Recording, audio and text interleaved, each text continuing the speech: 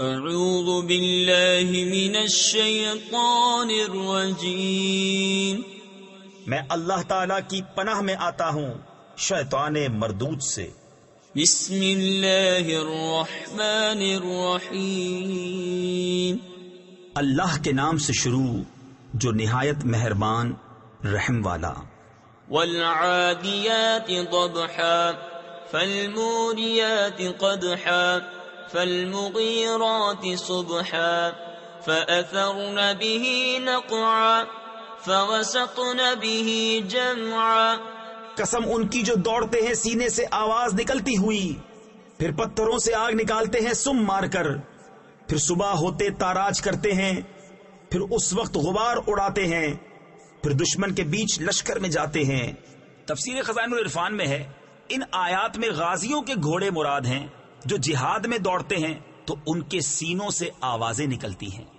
ان الانسان لربه لکنود وانه على ذلك لشهید وانه لحب الخير لشدید۔